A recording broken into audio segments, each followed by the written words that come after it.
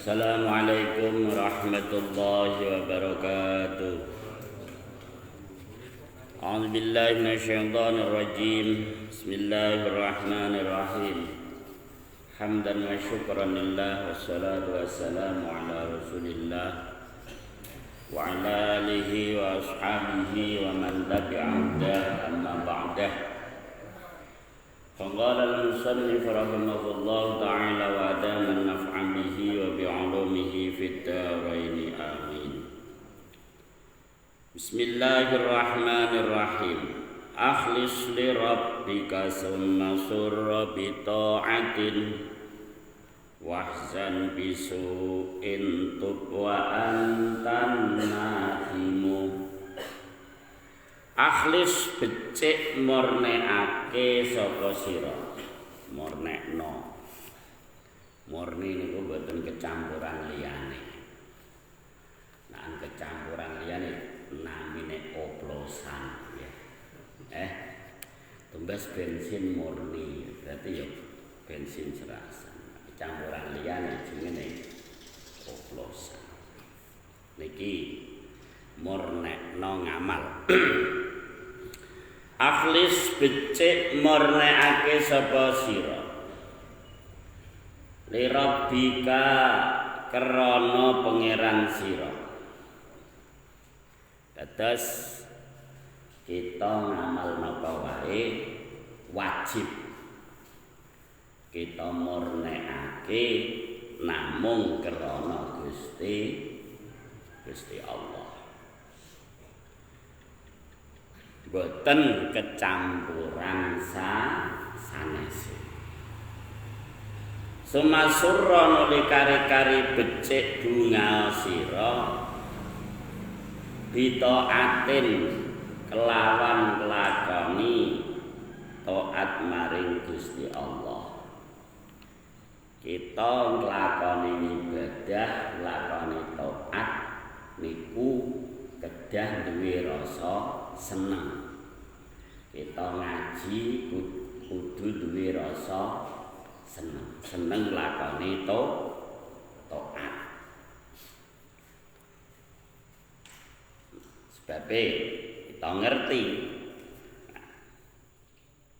ibadah lan taat kita niki kita niati namung takarrub dhateng Gusti Allah, mendekatkan diri kepada Allah Subhanahu wa taala.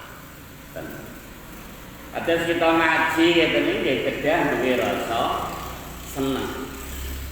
Bape termasuk kanugrahane Gusti Allah taala sing paling agung nomor sijine iman. Sakbadane iman termasuk kita diparingi ngelmu. Yu'til hikmata may yasha wa may yu'tal hikmata faqad utiya khairan katsira. Gusti Allah maringi al-hikmah.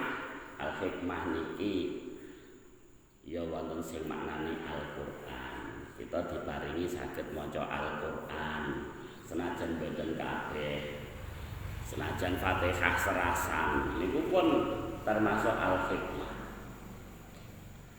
Man ing wong yasa'u kang ngersakake sapa Gusti Allah. Allah memberikan al-hikmah. Tenggene tafsir Jalalain wonten tafsiran al-hikmah ay al-ilman nafi, ngelmu ingkang bermanfaat. Ngelmu sing dadosake kita saya caket dhateng Gusti Allah niku jenenge ngelmu sing bermanfaat. Tambah ngelmune tambah cakete dhateng Gusti Allah.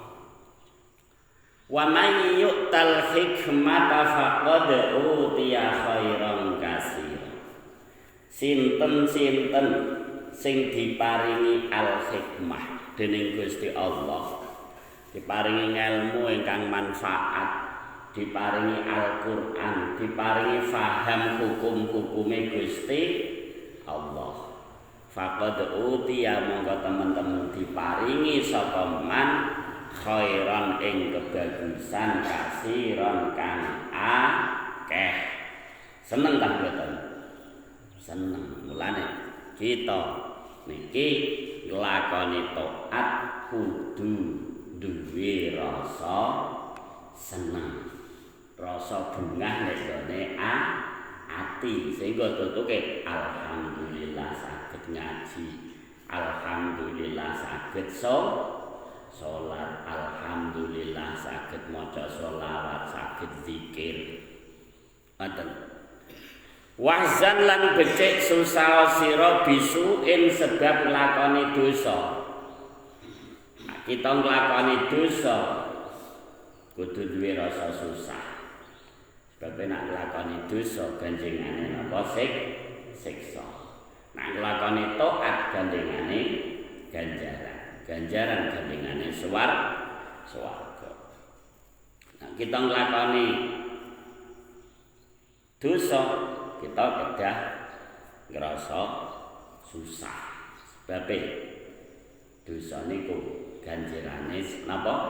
Walese napa siksa. Nak siksa nggih rekoso. Ya lara. Ning dunyane biasane kesia-sia. Wahzan bisuin. Tu becik tobato sapa sira wa anta hale utawi sira annadimu iku wong kang getun. Nah, kita sakbek dari nglakoni dosa, kita wajib tobat dateng Gusti Allah. Kapok tobat niku. Apake kapok lombok. Kapok temenan. Kapok lombok wis dhisik kapok. Wis sesuk wonten sambel ya. Oke, niku namine kapok lombok.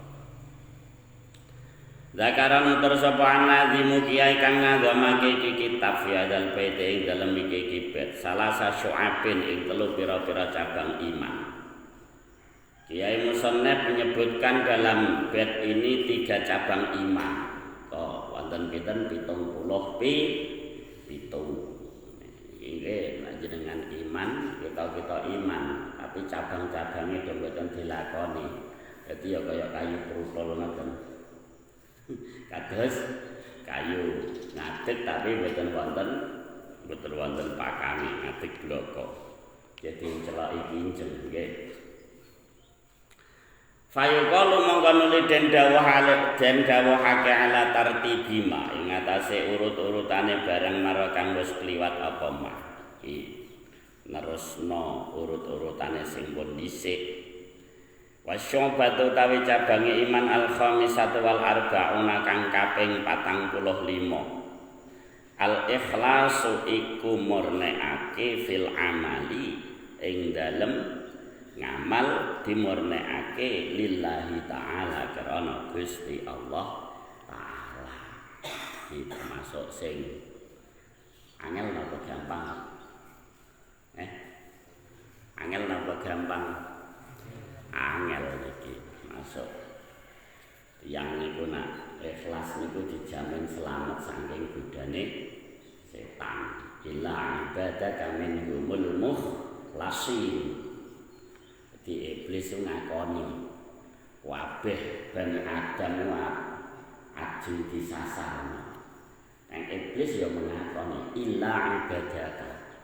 Kejaba kawula-kawula panjenengan Gusti minhum saking annas al-mukhlasin kang padha murni-murni kabeh.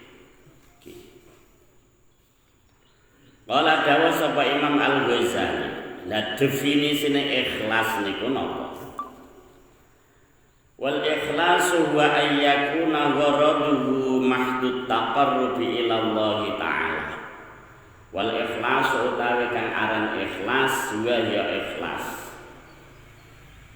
Apa wong ikhlas wong sing sanjang-sanjang nggih. Ora apa-apa aku ikhlas. Napa ngoten? Ya menurut Imam Ghazali, Imam Abu Hamid dengan gadah kitab tasawuf agung namine Ihya Ulumuddin. Napa Ihya Ulumuddin. Terus ringkesan-ringkesane kathah termasuk cuplikan-cuplikan saking Ihya niki napa Bidayatul Hidayah sing ngaji mbok-mbok nak dinten Rebo napa niku. Rebo napa niku Selatanan. Nah niku termasuk karangane Imam Ghazali. Ikhlas niku napa? Wa utawi ikhlas ayyaku naiku yen ta ana gharaduhu. Apa sejone wong, tujuane wong mahdud taqarrubi iku murnine murni mendekatkan diri ilallah ta'ala maring Gusti Allah ta'ala. Ikhlas niku tujuan seseorang dalam ibadah, dalam amal hanya karena Allah Subhanahu wa ta'ala. Hanya tujuannya hanya kepengen mendekatkan diri kepada Allah Subhanahu wa ta'ala. Kepengen nyedak maring Gusti Allah. Niku ikhlas. Ngamal napa wae dipun niati taqarrub. Taqarrub niku mendekatkan diri kepada Allah, boten dicampuri liyane. Ku ikhlas. Jadi jenengan ngaji ya kene kok ngaji niat ibadah. Kene kok ngaji ewah karo marang aku ya boten ikhlas.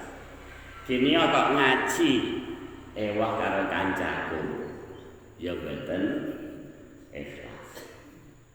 Kenging napa kok ngaji sebab napa taqarrub, sebab kepengin caket dateng Gusti Allah.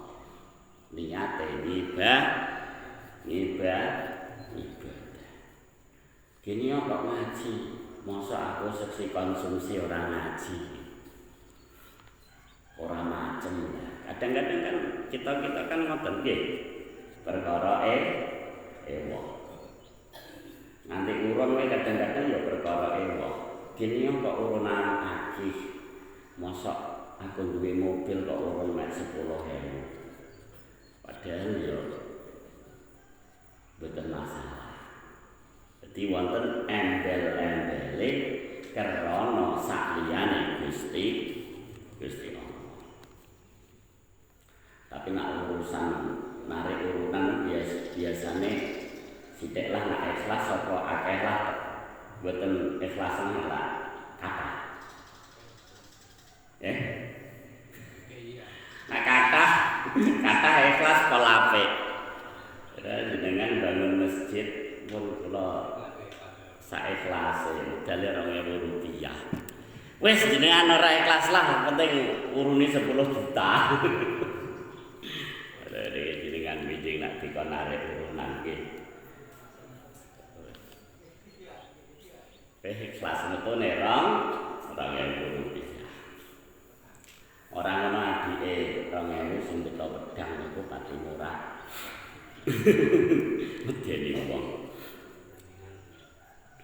Eten. Ikhlas niku sing pirsa namung Gusti Allah. Nek wonten tiyang kok sanjang aku iki ikhlas, ya malah mboten ikhlas. Wong ikhlas kok kondo.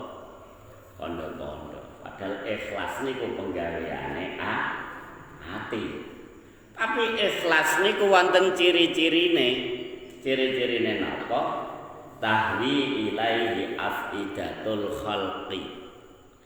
Ikhlas niku ciri-cirine dicondongi. Dicondongi niku disenengi. Disenengi atine pira-pira manusa. Wis contoh ya sing pun sami sedo-sedo kados para wali-wali. sing karuan pun ikhlas. Karena kita niki nggih duka. Kadang-kadang disingap garwane ajeng ngaji mboten sida. Nggih. Mulai tenggene manakib Syekh Abdul Qadir Al-Jilani ngendikan walaisa indi min dibsid dunya wa asalil akhirah.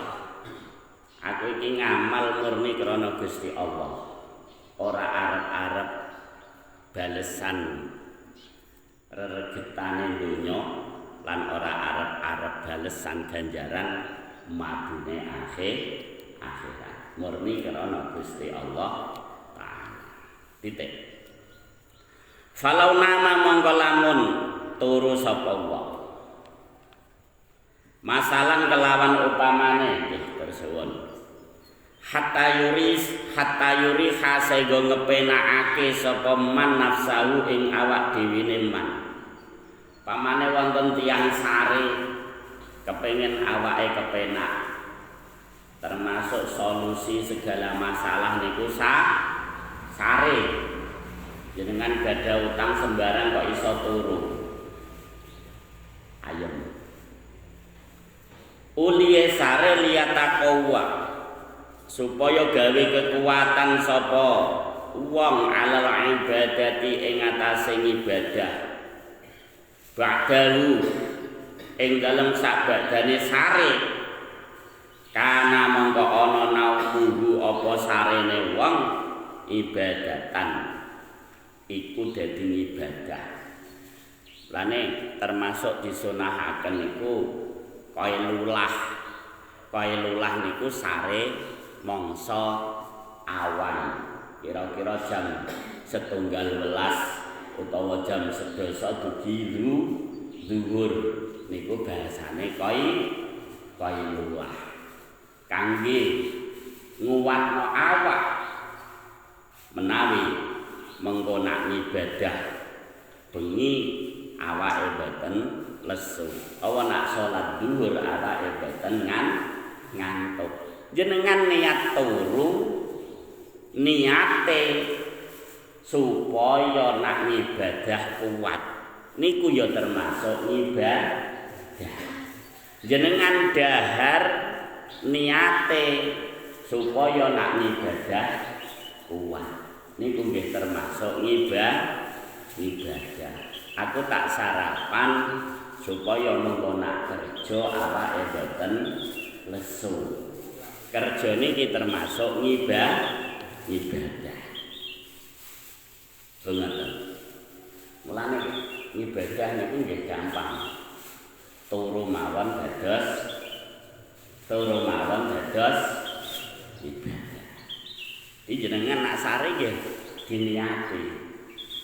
Pertama niat supaya mungkin nak ibadah diparingi kuat.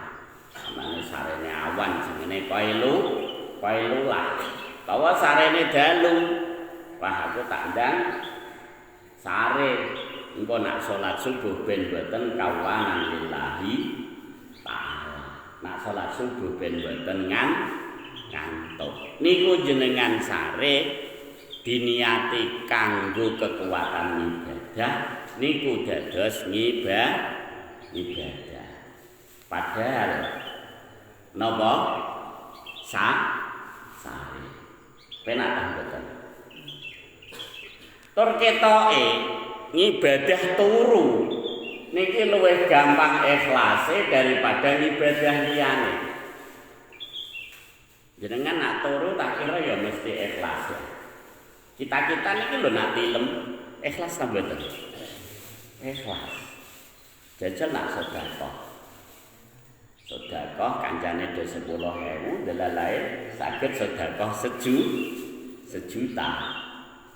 Awal-awal keng dunya wis lillahi ta'ala. Bareng diumumno delalae sejuta dhewe. Wis sedekahku akeh dhewe. Sedekahku akeh dhewe. Lah nek jenengan sare diwinane wong kok penggaweane turu. Jenengan tetep duwe rasa bangga ta mboten? Biasa kan? Mulane niku. sak menawi benjing niki mlebune swarga sebab ibadah turu. Dadi yang gadah ngelmu niku potensi mboten ikhlas luwih gedhe daripada tiyang sing bodho. Kaya metu ujube barang ngaten. Medal napa? Ujub membangga-banggakan diri. Metu takaburi, krasa luwih apik daripada liyane. Duwe rasa riyak apa? Mamerno ngamal. Duwe rasa sum'ah nak digunggung lambine bedah niku namine sum'ah. Wa kana lahu darajatul mukhlisina fihi. Wa kana lan ana lahu iku kedue wong darajatul mukhlisina. Wa kana lan ana lahu iku kedue wong darajatul mukhlisina. Apa derajate wong kang padha murnekake ngamal fihi ing dalem turu sing diniati kanggo sarana ibadah niku dados ibadah. Tur nak niate turu niki mau ibadah nggih termasuk untuk pangkate wong-wong sing padha ikhlas. Iki jenengan niate kanggo kekuatan ibadah angsal ganjaran. Terus jenengan niatin neh wonten beberapa dosa sing saged terhindar nak kita turu antara lain ngremengi wong ketika kita pun sare ngremengi libur kita betul napa kalih sare niki tesih gremeng perkara nglindur niku termasuk nguping cacate wong nguping berita-berita sing boten genah ketika kita niki sare niki yo prei dosane prei dosane mripat delok barang-barang sing dilarang karo Gusti Allah Taala. Ketika kita sare ya prei. Lah niki kita iki ketoke potongane ibadah karo turu iki luwih ikhlas daripada liyane. Sale maos Quran dilarai wong, maca Quran ra pati fasih. Tersinggung tak mboten? Pemene sing larai sak ngisor. Laku ngaji 20 tahun marane ora fasih.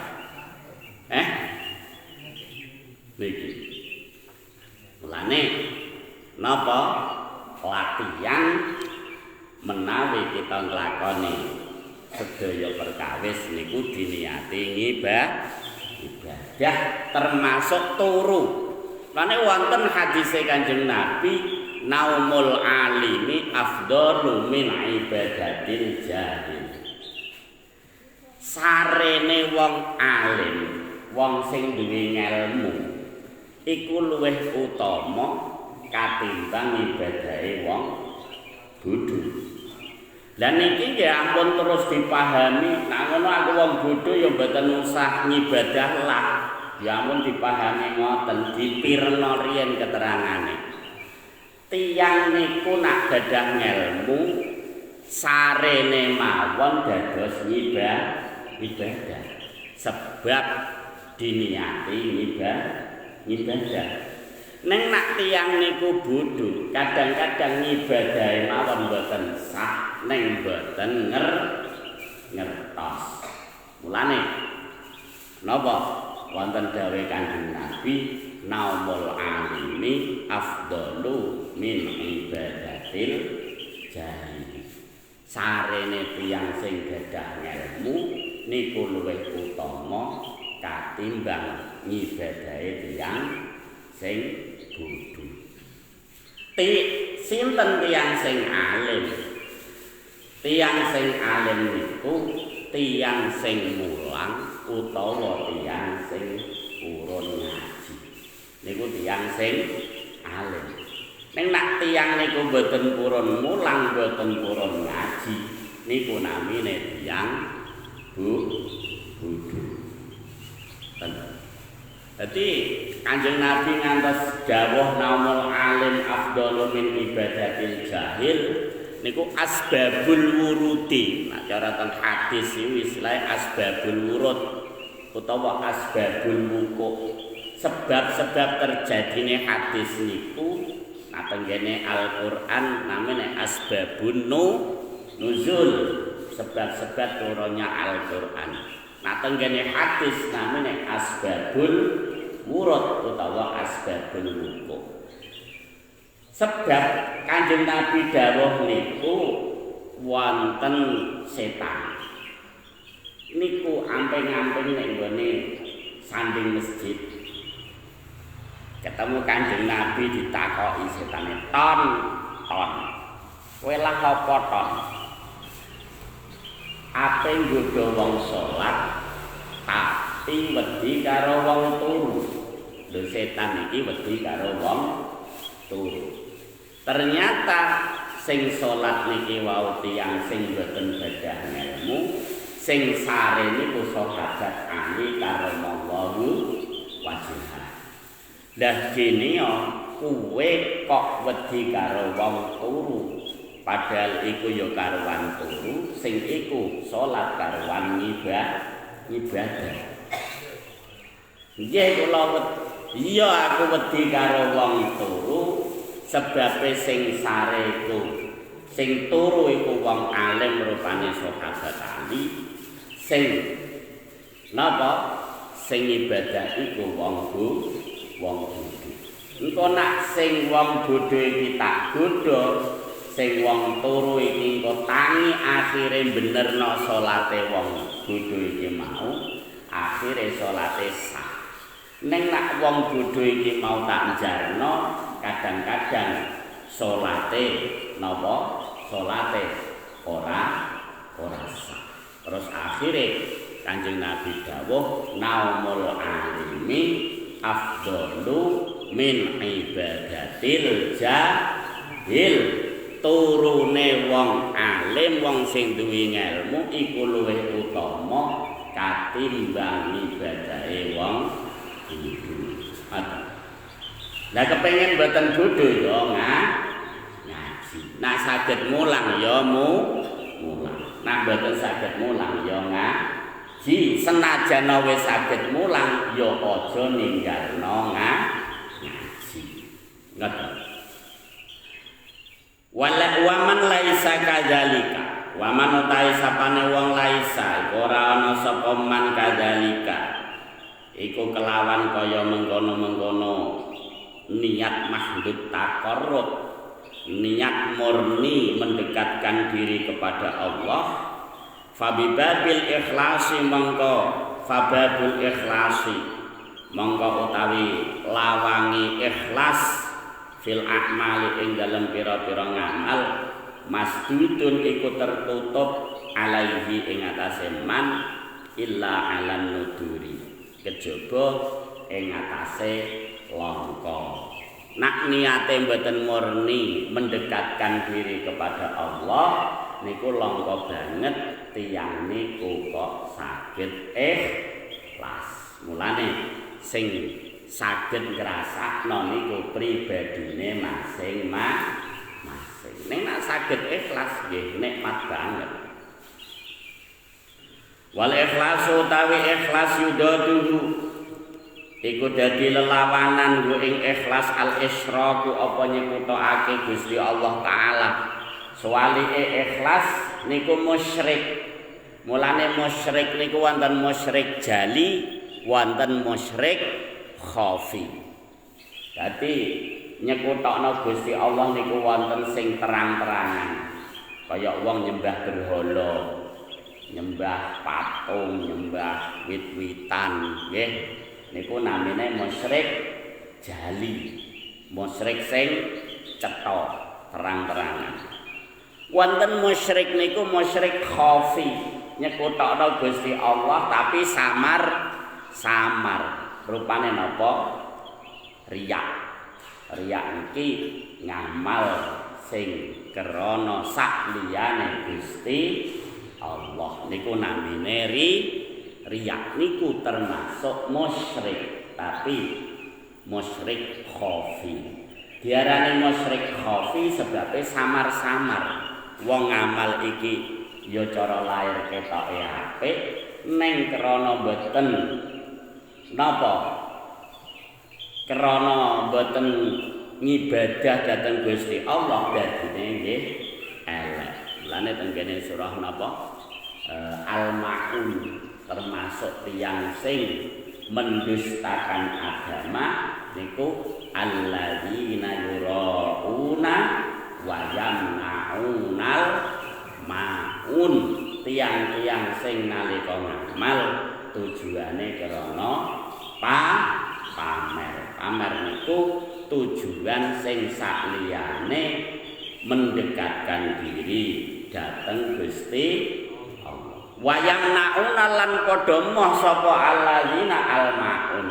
Nyilai perabot-perabot dapur niku namanya alma. Jadi nyilai bangsane sendok, bangsane mangkok niku mawon mboten oleh. Waqat warada niki istilah musyrik utawa syirik niki wonten namine syirik jali, wonten namine syirik khafi. Kados namine tiyang majusi nyembah geni niku namine syirik jali. Wonten tiyang agamane Sinto nyembah matahari niku namine napa syirik jali. Wonten tiyang-tiyang wasani penggaweane nyembah berhala niku namine syirik jali. Tapi kita niki wonten syirik sing kadang-kadang boten kita sadari namine syirik khafi. Napa syirik khafi? Kita ngamal, kita ngibadah boten murni krana Gusti Allah. Wonten ta boten? Watah nggih niki. Waqat waradalan teman-teman tumeka fil khabari ing dalem hadise Kanjeng Nabi. Anal muraiya apa sak temene wong kang pamer yud'a iku den undang sapa al murai yaumal kiamati ing dalem dina kiamah bi arba'i asamin lawan papat pira-pira jengen. Tiyang sing ahli pamer nak ngamal nak mboten konangan wong mboten purun, pokoke ngamal kudu didelok wong. Pokoke krana manungsa. Besok dina kiamat dipanggil kelawan patang jengen. Ya murai iki wong sing pamer. Ya mukhadi'u wong kang tukang nipu. Dadi laire ketok ngibadah ning hakikate mboten ibadah. Ya musyriku wong kang nyekutokake maring Gusti Allah. Ya kafiru wong kang kafir. Intah harus dawuh apa iki khobar. Iki dadi wong sing ahli pamer niku benjing dina kiamat ditimbali apa diceluk nganggo jeneng papat. Wong sing ahli pamer, wong sing ahli nipu. Ketoke ibadah ning hakikate mboten. Ya musyriku wong kang nyekutokake maring Gusti Allah. Ketoke ibadah tetapi jebule pencitraan demi meraih percintaan ben disenengi masyarakat.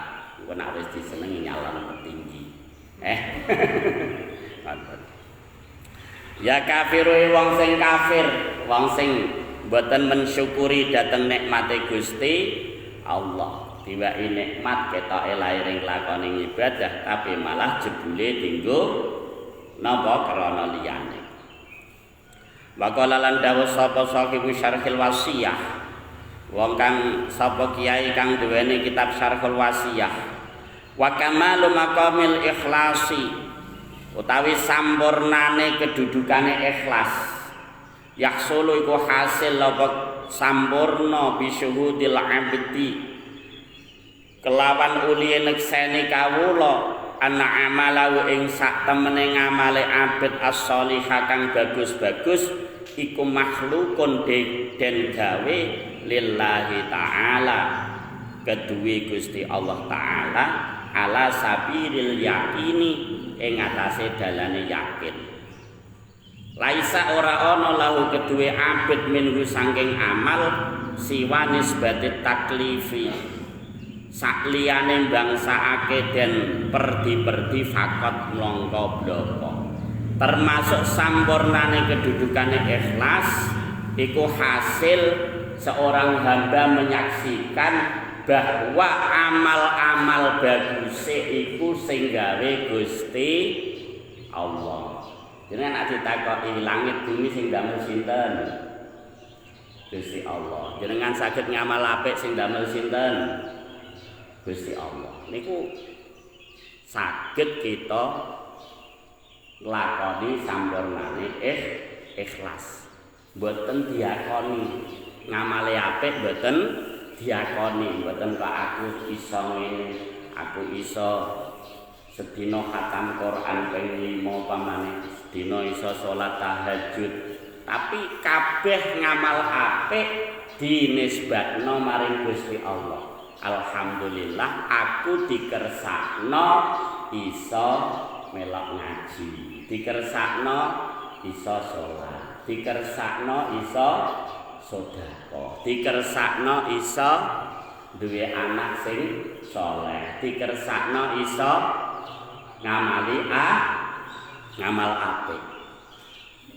Lan nisbatno maring awak dhewe niku namung taklif. Taklif niku tuntutan hukum-hukum napa saking Gusti Allah iki wajib, iki sunnah, iki makruh, iki haram, iki mubah niku namine taklif. Tapi kabeh ngamal apike dipun nisbataken dhateng Gusti Allah. Aku ngaji sebab dikersakno Gusti Allah. Nah mboten dikersakno ya mboten saged ngaji.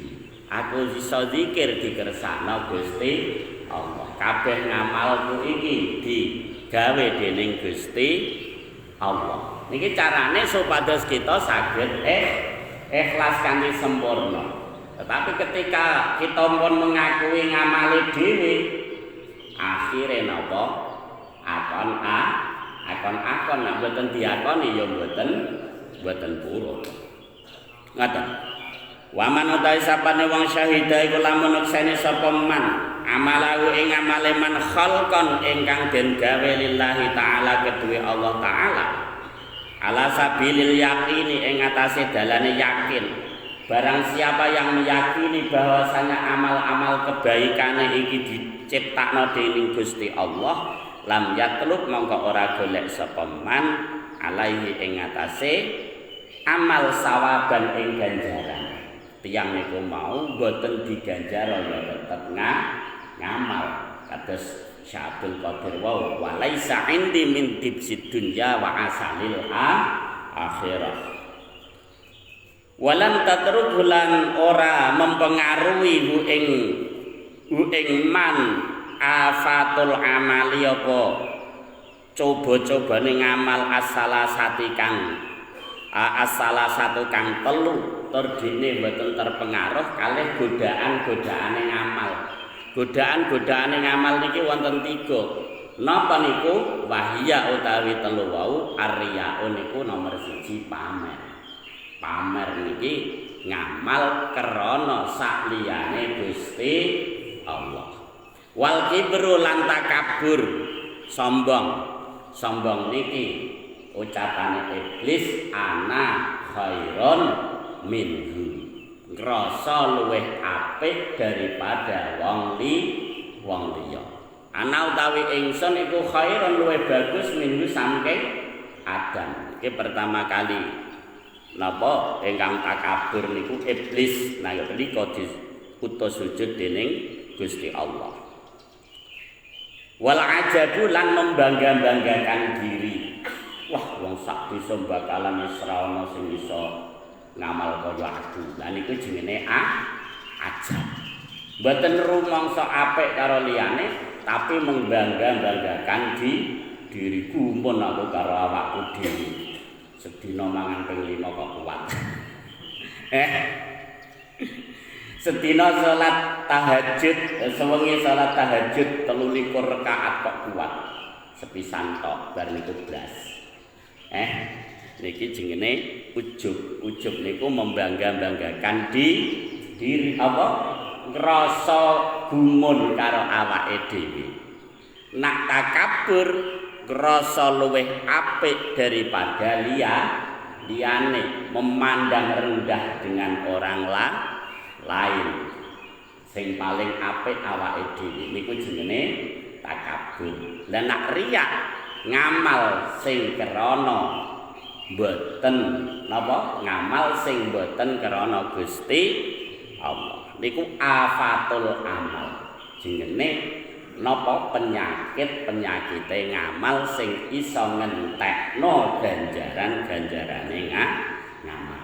Lane muga-muga kita sedaya termasuk tiyang-tiyang ingkang dipun paringi saged ikhlas. Amin Allahumma amin. Maulaya shalli wa sallim daiman abada ala habibika khairil khalqi kullihim. Ya Rabbi hayyi lana min amrina rasyada waj'al ma'unatakal uzma lana madada. Maulaya shalli wa sallim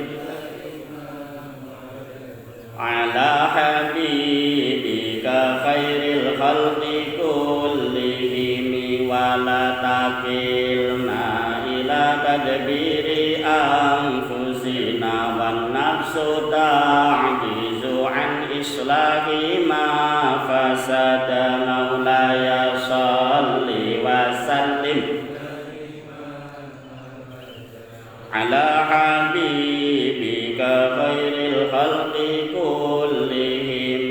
Antal mudabbiru dabbir amrona karoma wa jammilil hala waj'alna minas su'ada. Maulaya shalli wa sallim daiman abada ala habibika khairil khalqi kullihim. Ya fardu ya hayyu ya qayyum ya samadu ya man lahu kullu man fil kuni qad sajada. Maulaya shalli wa sallim ala habibika khairil khalqi kullihim. Inna rajaunaka fi tafriji kurbatina wa halli uqdadiha ya farija shidada. Maulaya shalli wa sallim daiman abada ala habibika khairil khalqi kullihim. Huwal habibul ladzi turja syafa'atuhu likulli hawlin minal ahwali muqtahim. Ya Rabbi bil Mustafa balligh maqasidana waghfir lana ma madha ya wasi'al karami. Ya arhamar rahimin ya arhamar rahimin ya arhamar rahimin farij 'alal muslimin. Siril Fatihah.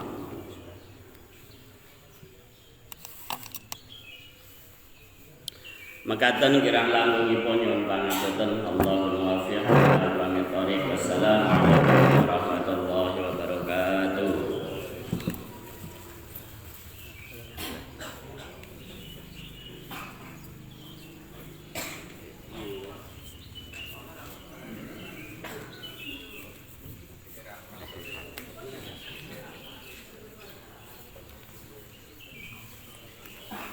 Nggih.